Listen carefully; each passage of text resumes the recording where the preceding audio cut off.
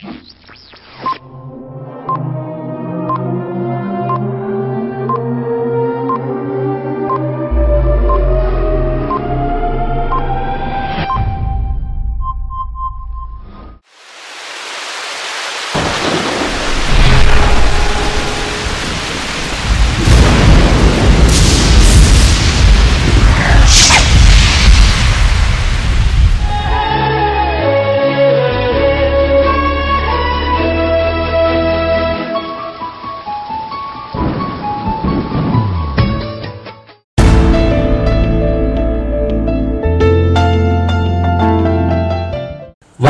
నమ్ముట, వాక్యమును వెంబడించుటయే నీతి.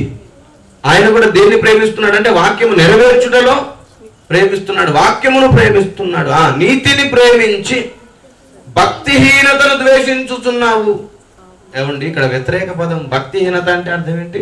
వాక్యము కలిగి లేకుండడం, వాక్యం కొరకైన తృష్ణ లేకుండడమే భక్తిహీనత. వాక్యము తెలుసుకోవాలని తపన లేకుండడమే భక్తిహీనత.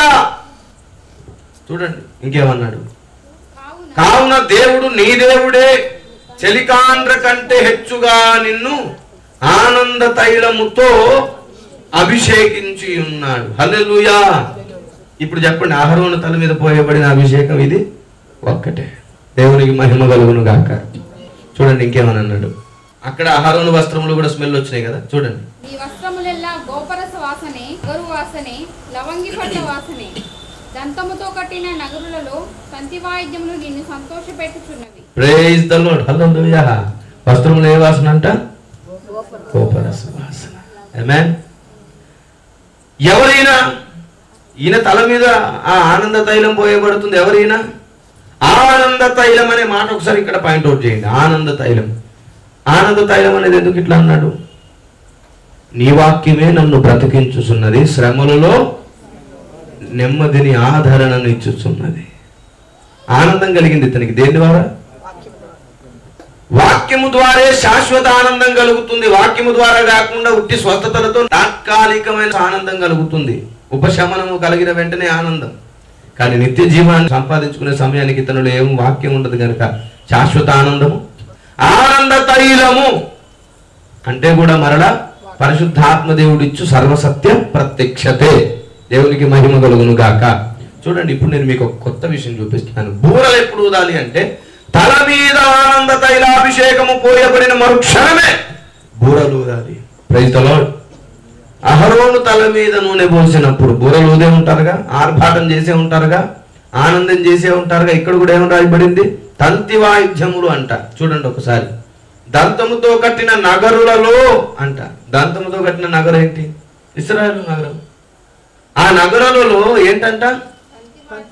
తంతి వాద్యములు నిన్ను సంతోషపెట్టుచున్నవి. హల్లెలూయా. అహరోను అభిషేకింపబడినప్పుడు జనులందరూ ఆర్భాటంతో దేవుని స్తుతించి ఆనందించినప్పుడు కూడా ఆ సంతోషం దేవునికి కలిగింది. అయితే మనము కూడా బూరలు ఊదాలి, మనం కూడా దాన్ని గైకొనాలి. అంటే 2వ దినవృత్తాంతముల గ్రంథం ఒకసారి చూద్దాం. 23వ అధ్యాయము 13వ వచనం. ప్రవేశ స్థలము దగ్గరనున్న అతనికి ఏర్పాటైన స్తంభమునొద్ద రాజు నిలువబడి ఉండుటయు, అధిపతులను బూరలు ఊదువారును రాజునొద్ద నుండుటయు, దేశపు జనులందరూ సంతోషించుచు బూరలతో నాదములు చేయుచుండుటయు, గాయకులను వాద్యములతో స్తుతి పాటలు పాడుచుండుటయు చూచి వస్త్రములు చింపుకొని ద్రోహము ద్రోహమని అరిచెను అంట. ఈ ద్రోహము ద్రోహమని వస్త్రములు చింపుకొని అరిచిన సంగతి పక్కన పెడదాం. మనకిప్పుడు కావలసింది ఏంటంటే, ఒక రాజు తల మీద నూనె పోయబడి అభిషేకింపబడ్డప్పుడు ఏమేం జరుగుతాయి? బూరలు ఊదుతారు, తంతి వాద్యములు వాయిస్తారు, స్తుతి పాటలతో దేవుణ్ణి గణపరుస్తారు. ఇది దృష్టిలో ఉంచుకోవాలి. దేవునికి మహిమ కలుగును గాక. Praise the lord. ఇప్పుడు యేసు మరలా ఒకసారి అభిషేకము పొంది మరలా ఒకసారి పట్టాభిషక్తుడవబోతున్నాడు యేసు. ఇప్పుడు మనం ఒక విషయాన్ని మీ ముందు పెడుతున్నాను. యేసు మరలా పట్టాభిషక్తుడవి మన కోసం రెండవసారి భూమికి రాబోతున్నాడు. ఇక్కడ రాజు పట్టాభిషక్తుడైనప్పుడు అందరూ బూరలు ధ్వనులు చేసినట్లుగానే యేసు పట్టాభిషక్తుడై వస్తున్నప్పుడు ఈ భూమి మీద ఉన్న సంఘం ఏం చేయాలి? దూతలలాగైతే కడబూర ఊపుతున్న ఊదుతున్నారు, దూతలు ఎలాగైతే ఆ 7 బూరలు ఊదుతున్నారు, అలాగే కడ దినములలో, ఈ అంచు దినములలో సంఘము, యావత్తు క్రైస్తవ సంఘము బూర ఊదలను నేర్చుకోవాలి. దేవునికి మహిమ కలుగును గాక. హల్లెలూయా. చూడండి ఒకసారి మీరు అందరూ కూడా ప్రకటన గ్రంథము 11:15 చూడండి ఒకసారి. 7వ దూత బూర ఊదినప్పుడు పరలోకములో గొప్ప శబ్దములు పుట్టెను. ఆ శబ్దములు ఈ లోక రాజ్యము, మన ప్రభువు రాజ్యమును, ఆయన క్రీస్తు రాజ్యమును ఆయను. అంటే అర్థం ఏంటి? 7వ బూర ఊదినప్పుడు అక్కడ ఏం జరిగింది? పట్టాభిషేకం జరుగుతుంది. హల్లెలూయా. యేసు ఇప్పుడు అక్కడ కేవలం ఒక నరమాత్రుడుగా, ఒక మానవుడిగా ఉన్నాడు. భూమి మీదనేమో దేవుడై ఎత్తబడి అక్కడికి వెళ్ళి ఒక నరుడు విజ్ఞాపన చేసినట్లు మన పక్షాన విజ్ఞాపన చేస్తున్నాడు.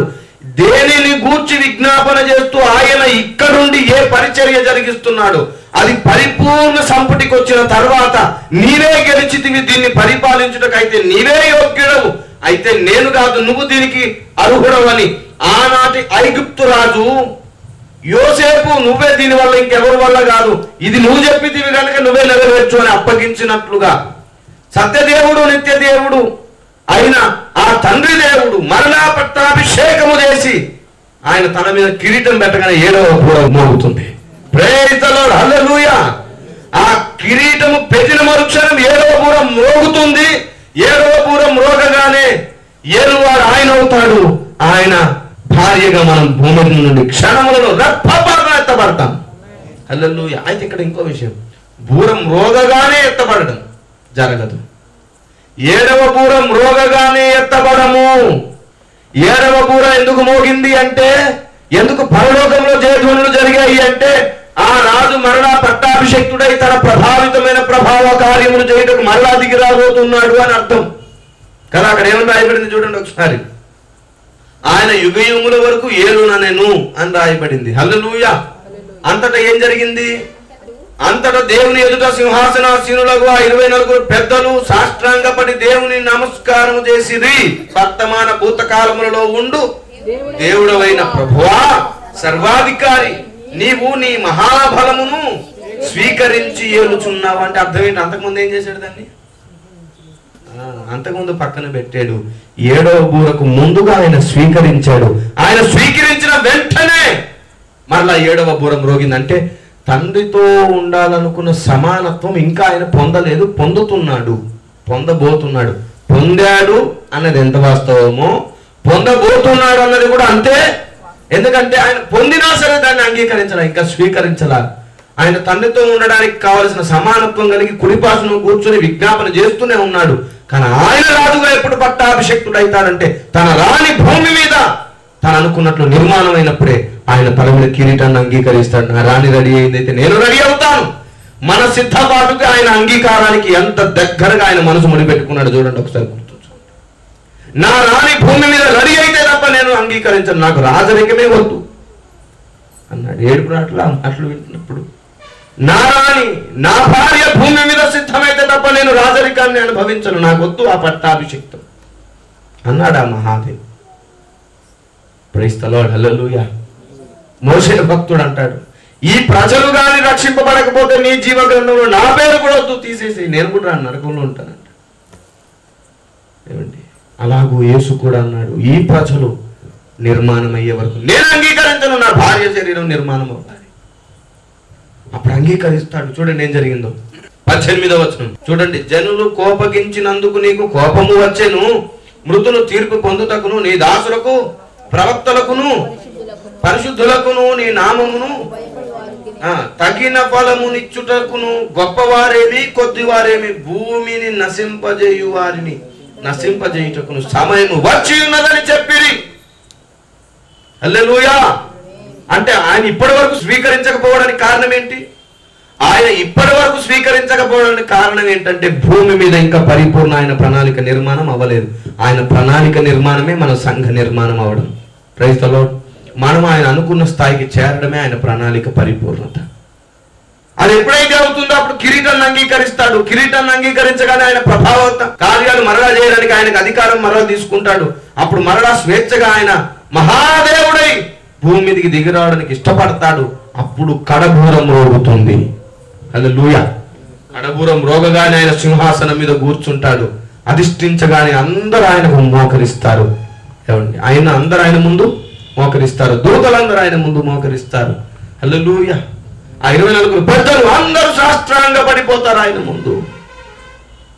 ఆ తర్వాత ఆయన మధ్యాకాశానికి వస్తాడు. ఆయన మధ్యాకాశానికి వచ్చినాక మనం ఎత్తబడతాం. బూర ఊదగానే ఎత్తబడతామా? బూర ఊదినప్పుడు ఎత్తబడతాం, కానీ ఊదిన వెంటనే ఎత్తబడతామా? కడబూరం రోగినప్పుడు ఇంత పని జరుగుతుంది. తర్వాత ఆయన మధ్యాకాశానికి వస్తాడు, భూమి మీదకి రాడు. ఆయన ఎప్పుడైతే మధ్యాకాశానికి వస్తే అప్పుడు మనం ఏమవుతాం? రెప్పపాటున. మరి కొరింథీ పత్రిక 15వ అధ్యాయం 51-52 వచనాల్లో కడబూరం రోగిన వెంటనే రెప్పపాటున ఎత్తబడతామని ఉంది. అక్కడ అలా ఉందని ఇక్కడ ఇలా పెట్టాడు. కడబూరం రోగినకి ఏం జరిగినో కూడా చెప్పాడు. Praise the lord. కడబూరం రోగానే మనం ఎత్తబడతాం, కానీ మధ్యలో కొంచెం పని జరగాలి. ఆయన రాజుగా మధ్యాకాశానికి దిగి రావాలి. మనం ఆయన ఎదుర్కొంటాం. ఆయన ఎదుర్కొని ఆయన ముద్దాడుతాం. ఆయన మనల్ని హత్తుకుంటాడు. నా కుమార్తె, నా భార్య, నా ప్రాణేశ్వరుని మనల్ని హత్తుకుంటాడు. పెళ్లి విందులో చేర్చుకుంటాడు. అందరి ముందు చెప్తాడు, ఇదిగో నేనిన్నాళ్ళు కలగన్నటువంటి నా ప్రణాళిక, నా భార్య, నేను కన్నీళ్లు గార్చి కన్న నా భార్య, ఎవరి కోసం ఇన్నాళ్ళు నేను భూమి మీద విశ్వములో ఎన్నో అవమానాలు ఎదుర్కొన్నాను, నా తలనెత్తే నా భార్య ఇదిగో అని చూపించుకొని గర్వముగా ఆయన కిరీటము దేదీవ్యమానమైన మహిమతో నింపబడుతుంది. హల్లెలూయా. Praise the lord. అప్పుడు పెళ్లి విందు, అప్పుడు వివాహ కార్యక్రమం, ఇవన్నీ జరుగుతాయి. వివాహం జరగడము, తర్వాత పెళ్లి విందు జరగడము, ఏమండి, తర్వాత మనకి ఇవ్వవలసిన చిన్న చిన్న బహుమతులు ఇవ్వడం, అవన్నీ అప్పుడే జరిగిపోతాయి. దేవునికి మహిమ కలుగును గాక.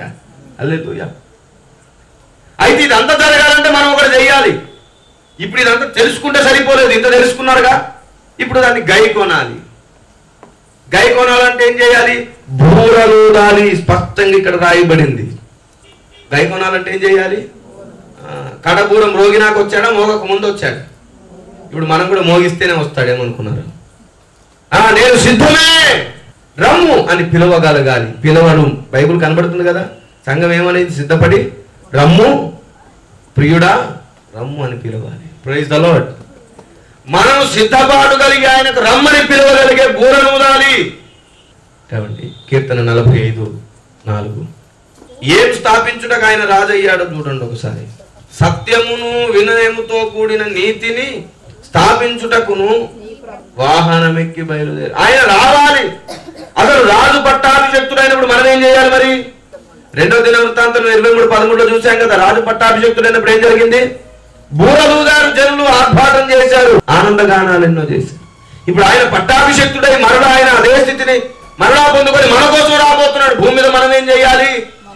సత్య స్థాపన జరిగించి, మన భక్తి సాధన జరిగించి, మనం పరిపూర్ణ స్థితికి సిద్ధపడి బూరలూదాలి. రండి నాయనా, ఇక సిద్ధమే, బ్యాలెన్స్ ఏం లేదు. నువ్వు రావడమే ఆలస్యం, నువ్వు రావడమే ఆలస్యం.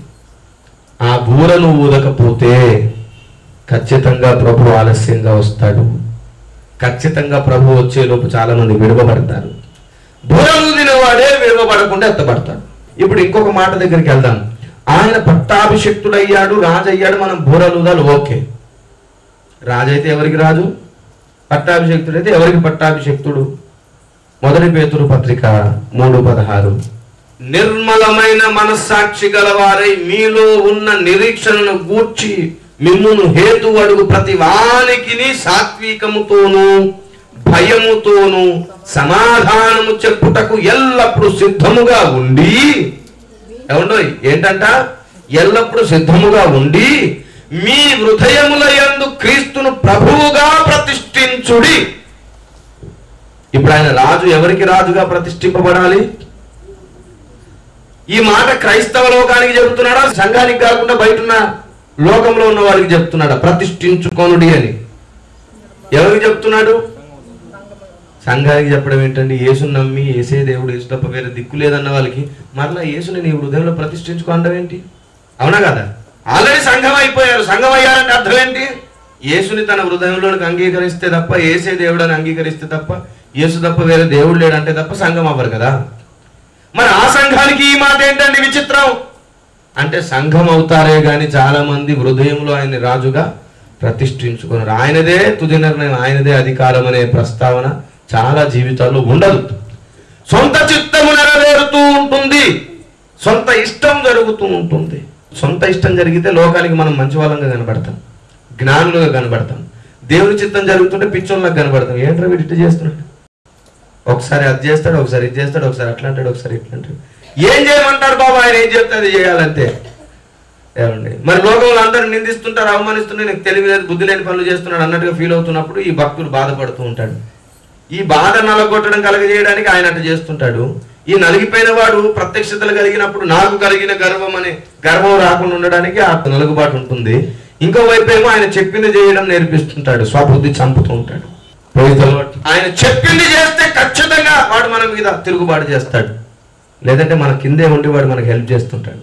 ఏమండి, సాతాను హెల్ప్ చేస్తే ఇప్పటికి ఎప్పుడో వచ్చి పడేవన్నీ నా దేవుడు హెల్ప్ చేస్తున్నాడు కాబట్టి ఆయన ఇచ్చేవి స్థిరంగా నిలబడానికి వస్తున్నాయి.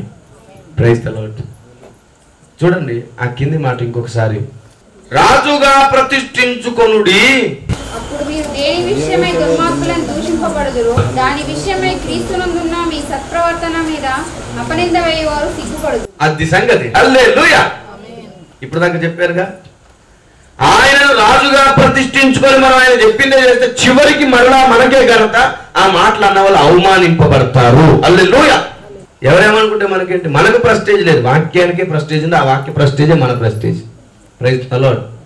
చాలా వరకు చింతిస్తుంటాం, టెన్షన్ పడుతుంటాం, వాళ్ళు ఏమనుకుంటారో టైంకి ఇవ్వట్లేదు, వాళ్ళు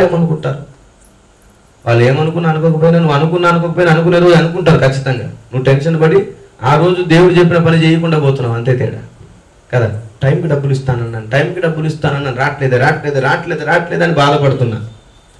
అప్పుడు పరిశుద్ధాత్ముడు నాతో అన్నాడు, అరే మనుషులు చింతించడం వలన ఎత్తు మూడు అవుతుందా? నువ్వు చింతిస్తే డబ్బు వస్తుందా? రాదు. మరి ఇప్పుడు నువ్వు చింతించడం కావాలా, నా పని చేయడం నీకు కావాలి. నేను ఎందుకున్నాను నీ పని చేయడం, మరి ఎందుకు చింతిస్తున్నావు? మరి చింత ఉందిగా, మరి నా ఆజ్ఞ కూడా ఉందిగా అన్నాడు. చింత ఉంది, మరి నా ఆజ్ఞ ఉంది, నువ్వు నా ఆజ్ఞ నెరవేర్చేదా? అలాంటప్పుడు నీ చింత యావత్తు నా మీద వేసేది. నువ్వు మామూలుగా చెప్తావు కానీ ఎక్కడ వేసేది నాయన, టెన్షన్గా ఉంది నాకు. అప్పుడు ప్రభు చెప్పారు నా దేవుని అంటే, నీ టెన్షన్ అంత ఏంటో తెలుసా, త్వరగా ఇవ్వకపోతే నిన్ను వాళ్ళేమనుకుంటారో అనే కదా. చచ్చినోడివి నీకెందుకు రావన్నీ, క్రీస్తునందు నువ్వు ఎప్పుడో చచ్చిపోయావు, బ్రతుకున్నది నేను కాదు. మరలా నీ ప్రెస్టేజ్ గురించి ఆలోచిస్తున్నావు, వాళ్ళు ఏమనుకుంటారు అంటే నువ్వు ఇంకా చావలా. ఒక్కసారి గుండెలో రాయబడి వణికాను, భయమైంది. అలా వణుకు పుట్టింది, ఇంకా చావలేదా ప్రభా? చావకపోతే నేను ఆ పరిశుద్ధ స్థలంలో అడుగు పెట్టడానికి యోగ్యుని కాదు, పరిశుద్ధ స్థలంలోనికి రాలేను, ఇంకా గంగాలం దగ్గర ఉండిపోతాను, ఇంకా బలిపీఠం దగ్గర కూడా రాలేను, ఇంకా ఆవరణంలో పనే జరగలేదు. అయ్యో, లోకానికి నేను చావలేదు, లోకం నాకు చావలేదు. అమ్ము, మరలా మొదటి నుంచి ప్రయాణమా? నా భక్తి సాధన ఇంత దాకా వచ్చి మరలా మొదట్లోనే ఉందా? అప్పుడు ప్రభు నాకు ప్రత్యక్షత ఇచ్చారు. ఏంటంటే, ఏం తెలియని మీరు నా యందు ఉన్నప్పుడు నా ఫలం మీలో కలిగినట్లుగానే ఏం తెలియకుండా ఉన్న మీరు ఇది నెరవేరిస్తే మరలా అవన్నీ మీలో నెరవేరుతాయి అన్నాడు. ఏంటది అంటే, నా గురించి వాళ్ళేమనుకుంటారో చింతించడం మానే. ఏదో ఒక రోజు అనుకుంటారు, ఈరోజు బాధపడి ఈరోజు నిన్ను నిందించి ఇబ్బంది పెడతారు, ఒకరోజు నేను గణపరుస్తాను. ఒకరోజు నేను గణపరిచిన రోజు ఏమవుతుందంటే, నేను గణపరిచిన వెంటనే వారు నీ ముందుకు వచ్చి నిన్ను అడుగుతారు. అప్పుడు వాళ్ళు తలదించుకుంటారు, నువ్వు హెచ్చింపబడతావు. అప్పుడు అనుకుంటారు, అయ్యయ్యో ఊరికేనైనా వీరిని నేను ఊరికేనైనా అన్నానే. అదే పరిస్థితి ఈరోజు నాకు వచ్చింది, నాకు అర్థమవుతుంది ఆ బాధ ఏంటో అని. కుమిలి ఆ రోజు బాధపడతాడు. ఒక వ్యక్తి పశ్చాత్తాప పడడం నీకు కావాలా, నిన్ను గణపరచడం నీకు కావాలి? లేదు ప్రభు, వాడు పశ్చాత్తాపడి మారుటయ్యే నాకు ప్రాముఖ్యం. Praise the lord. మరి ఆ వ్యక్తి పశ్చాత్తాపడి మారాలంటే నువ్వు నిందింపబడాలి, తప్పదు. అయితే దైవ ప్రసాదం అంగీకరిస్తాను, ఇచ్చే. సంఖ్యాకాండం 10:1-2 ఆయనను రాజుగా ప్రతిష్ఠించుకున్న తర్వాత మనం చేసే పని గురించి చెప్తాను. చూడండి, మోషేకి చెప్పాడంటే దేవుడు, 2 వెండి బూరలు చేయించుకొనుము, నక్షీ పనిగా వాటిని చేయింపవలెను. ఎలా చేయాలంటమ్మా? నక్షీ పని అంటే అర్థం ఏంటి? ఒకటే ముద్దను తీసుకొని దాన్నే తొలిచి చేయాలి, ముక్కలు చేసి అతికించకూడదు. హల్లెలూయా. బూర ఇంకొకసారి ఊదుతున్నాను. ఎందుకు ఊదుతున్నానంటే, సమాజంలో ఉన్న వారిని పిలుచుటకును సేనలను తరలించాలి, యుద్ధానికి సిద్ధపరచడానికి కూడా ఇది ఊదపడాలి. అయితే ఎలాంటి పని చేయబడిన బూర? నక్షీ పనిగా చేయబడిన బూర. నక్షీ పనిగా చేయాలంటే వెండి ఏం కావాలండి? ముద్ద కావాలి. వెండి ముద్ద తీసుకొని చెక్కితేనే అదేమవుతుంది? నక్షీ పనిగా చెక్కబడుతుంది. వెండి దేంతో పోల్చబడింది బైబిల్లో? వాక్యంతో పోల్చబడింది. వాక్యం అనే ముద్దను తొలిచి దేవుడు మనకి ఏం చేసేస్తాడు చివరికి అంటే, వాక్యం ద్వారా మనకు అనుభవాన్ని పుట్టించి అదొక బూరగా, యుద్ధ శబ్దంగా, శత్రు వణికేటట్లు, మనం ధ్వనించేటట్లు చేస్తాడు దేవుడు. హల్లెలూయా. చూసారు ఎంత అద్భుతమైన మాట. నక్షి పనిగా వాటిని చేయింపవలెను, అవి సమాజమును పిలుచుటకును సేనలను తరలించుటకును నీకుండవలెను. ఊదువారు వాటిని ఊదునప్పుడు సమాజము ప్రత్యక్షపు గుడారము యొక్క ద్వారము ఎదుట నీ యొద్ద కూడి రావలెను. వారు ఒకటే ఊదిన ఎడల, అదిగోండి ఏదో చెప్తున్నాడు, వారు ఒకటే ఊదిన ఎడల ముఖ్యులైన ప్రధానులు నీ యొద్దకు కూడి రావలెను. మీరు ఆర్భాటముగా ఊదునప్పుడు తూర్పు దిక్కున దిగియున్న సైన్యములు సాగవలెను. హల్లెలూయా. మామూలుగా ఒకటి ఊదితేనేమో ప్రధానులు కూడుకుంటారంట, అందరు కలిసి ఆర్భాటంగా ఊదేస్తే సేనలు కదులుతూ ఉంటాయంట యుద్ధానికి. దేవునికి మహిమ కలుగును గాక. చూడండి ఇంకేమన్నాడు, మీరు రెండవ మారు ఆర్భాటముగా ఊదినప్పుడు దక్షిణ దిక్కు దిగిన సైన్యములు సాగవలెను. అంటే ప్లాన్ చేసుకుని పెట్టుకున్నారు. ఒకసారి ఊదితే ఎవరు కదలాలి, రెండోసారి ఊదితే ఇంకొకరు కదలాలి, మూడోసారి ఊదితే ఇంకొకరు కదలాలి. 4 వైపులా ఉన్నాయి. Praise the lord. 2 బూరలు అన్నాడు. ఏంటి 2 బూరలు? ఒక బూర ఏంటి, 2 బూరలు ఏంటి? ఈ 2 బూరలు ఏంటంటే పాత కొత్త నిబంధనల సారము, పాత కొత్త నిబంధనల ప్రవచన వాక్యములు, పాత కొత్త నిబంధనల ప్రత్యక్షతను చూస్తూ దేవుని కూర్చున్న సాక్ష్యములు వింటూ, ఆ సాక్ష్యములు వింటూ, ఆ సాక్ష్యములు చూస్తూ, ఆ వాక్యములు గైకొంటున్నప్పుడు మనం ఈ సమస్తములు గైకొని ఊదుతున్నప్పుడు అప్పుడు ప్రకటన గ్రంథములు నెరవేర్పుగా క్రీస్తు పట్టాభిషేక్తుడై మనకు దిగి వస్తాడు. హల్లెలూయా. ఈ రెండేంటి? పాత కొత్త నిబంధనల ప్రవచన లేఖనములు. యోహాను భక్తుడు ఏమన్నాడు? వాక్యమును చూశాడు. రెండవది పాత కొత్త నిబంధనలు దేవుని వ్యక్తిత్వపు నిర్మాణపు సారం అంతా ఉంది అందులో. ఓకే, దేవుని గురించిన జ్ఞానం ఉంది, అప్పుడు క్రీస్తుని గురించిన సాక్ష్యము. ఈ 2 మరలా 2 బూరలు, మరలా 2 ప్రత్యక్షతలు. ఈ 2 కలిసి ఊదినప్పుడే సర్వ సమాజము సైన్యమై గెలిచి తీరుతుంది. హల్లెలూయా. చూడండి ఒకసారి మీరు అందరూ, ఇప్పుడు మీకు మాట చూపిస్తాను. చూడండి కీర్తన గ్రంథము 110వ కీర్తన 3వ మాట. యుద్ధ సన్నాహ దినమున నీ ప్రజలు ఇష్టపూర్వకంగా వచ్చెదరు, నీ యవనస్తులలో శ్రేష్ఠులు పరిశుద్ధలాంకృతులై మంచు వలె అరుణోదయ గర్భములో నుండి నీ యొద్దకు వచ్చెదరు. హల్లెలూయా. అప్పుడు మంచు కురిసినట్లుగా ఉంటది అన్నాడు అక్కడ 133లో. ఇప్పుడు మంచు వలెనే వస్తామంటే అంటే అర్థం ఏంటి? దేవుని ప్రత్యక్షత ఒక వ్యక్తిలోకి వచ్చినప్పుడు ఆ వ్యక్తి ఒక ప్రత్యక్షతగా కదిలినప్పుడు యుద్ధము యెహోవాదే. హల్లెలూయా. ఆ వ్యక్తికి ఇంకా ఓటమి ఉండదు. దేవుని ప్రత్యక్షతను ధరించుకున్న వారికి ఓటమి ఉండదు. వాడే దేవునికి మంచు. హల్లెలూయా. అరుణోదయ గర్భము అన్నాడు. అరుణోదయ అంటే దేవుని గర్భము నుండి వచ్చిన మంచు, దేవుని గర్భం నుండి వచ్చిన ప్రత్యక్షత. దేవుని హృదయములో మంచు గడ్డగా మారినటువంటి వాక్యము, గడ్డగా మారిన వాటి ప్రభావం తగులుతుంది. తర్వాత మనం ప్రత్యక్షత పొందగానే ఆ గడ్డ నీరు కరుగుతుంది, మన మీదకి వస్తుంది, మన హృదయంలో పోస్తాడు దేవుడు. ఎముకల మూగుల్లోనికి వచ్చుతుంది ఆ వాక్యం. కానీ ఇప్పుడు మాత్రం హృదయంలో అది గడ్డగా ఉంది. ఆయన హృదయంలో ఆ బాధ ఎలా ఉంది? రాయిగా గడ్డగా ఉంది. అది మంచు ప్రభావమై ప్రత్యక్షతగా మనల్ని మారుస్తుంది. మనం ప్రత్యక్షత అయినప్పుడు అది కరిగి నీరై అన్ని మేఘములు నింపుతుంది. అప్పుడు నిర్చల మేఘాలు ఉండవిక, నీరు కలిగిన మేఘాలే ఉంటాయి. హల్లెలూయా.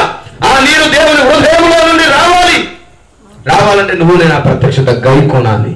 అప్పటి వరకు ఆ గడ్డ కరగదు. ఆమేన్. ఇంకో మాట చూపిస్తాను చూడండి ఒకసారి. ప్రకటన 13:7లో మరియు పరిశుద్ధులతో యుద్ధము చేయును. పరిశుద్ధులు యుద్ధం చేయాల్సిన టైం ఒకటి రాబోతుంది. సంఖ్యాకాండం 10:9 చూడండి ఒకసారి. మిమ్మల్ని బాధించు శత్రువులకు విరోధముగా మీ దేశము యుద్ధమునకు వెళ్ళినప్పుడు ఆ బూరలు ఆర్భాటముగా ఊదవలెను. అర్థమైందా? శత్రువుని గెలవాలంటే ఏం చేయాలంట? ఒక్క నిమిషం. ప్రకటన గ్రంథం 13లో ఇప్పుడు మనం ఏం చదివాం? 7లో ఎవరితో యుద్ధం చేయబోతున్నాం మనం? అంత్య అబద్ధ క్రీస్తు వాని అబద్ధ బోధలతో. ఇప్పుడు యుద్ధానికి వెళ్ళినప్పుడు ఏం చేయమని చెప్తుంది సంఘానికి లేఖనం? బూరలు ఆర్భాటంగా ఊదాలంట. ఎందుకు ఆర్భాటంగా ఊదాలో తెలుసా? చూడండి ఒకసారి. అప్పుడు మీ దేవుడైన యెహోవా సన్నిధిని మీరు జ్ఞాపకమునకు వచ్చి మీ శత్రువుల నుండి రక్షింపబడుతురు గనక. హల్లెలూయా, హల్లెలూయా, హల్లెలూయా. మన శక్తి తగ్గినప్పుడు వాడు గెలవడానికి బలం పొందాడని రాయబడింది అక్కడ. వాడు గెలవడానికి బలం పొందినప్పుడు ఎదుటున్న శత్రు సమూహము బలం ఎక్కువైపోయి మనల్ని గెలుస్తున్న సమయంలో తక్కువగా ఉన్న వారైనా సరే ఆర్భాటము ఎక్కువగా చేస్తే శత్రు గుండెల్లో భయం పడుతుంది. శత్రు గుండెల్లో భయం పడుతుంది. ఆమేన్. తెలుసా మీకు గిద్యోను సైన్యం ఎంత? 300 మంది.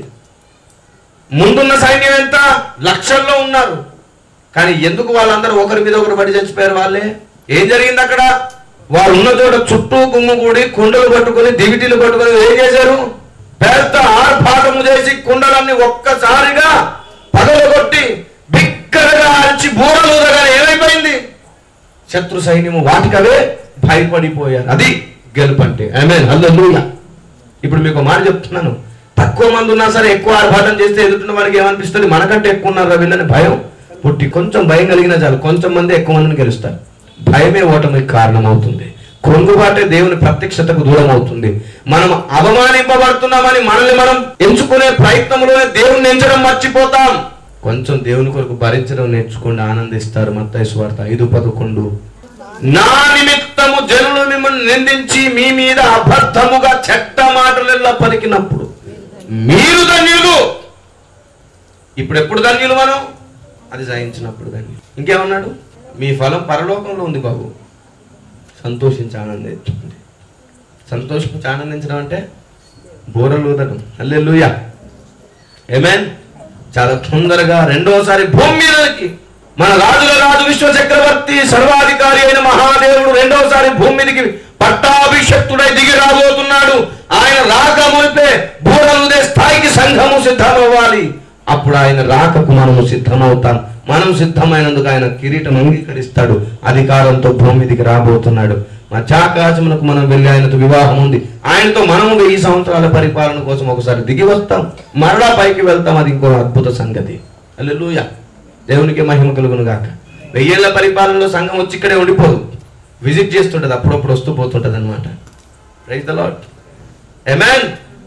ప్రధాన దూత శబ్దముతోను బూరతోను ఆయన దిగి వచ్చుచుండెనని రాయబడలా. ఆమేన్, దేవునికి మహిమ కలుగును గాక. కనుక దేవుని ప్రజలారా, ఈరోజు విన్న సందేశం మరొకసారి నెమరు వేసుకోండి. నిజమే ప్రభువా, నా భక్తి జీవితంలో నిజమైన బూరలు ఊదాలి, నేను నిజముగా నేను దాన్ని గైకొనాలి. ఆ స్థాయి భక్తి నాకు నేర్పించు. ప్రతి విషయంలో ప్రభువా దాన్ని ఓర్చుకుంటూ నాకు నేర్పించు. నీ నిమిత్తం భరించడం నాకు నేర్పించు. నా ప్రెస్టేజ్ ఇక ఏమీ లేదు.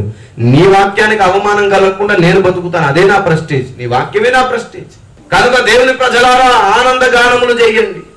దేవుడు సెలవిస్తున్నాడు, బూరలు ఊదండి. బూరలు ఊదడం అంటే అర్థం ఏంటంటే ప్రార్థనా జీవితం అధికం చేయడం, స్తుతి ప్రార్థన నూతనం చేయడం, మరలా స్తుతి ప్రతిష్ఠించడం, మరలా ఉపవాసం ప్రతిష్ఠించడం.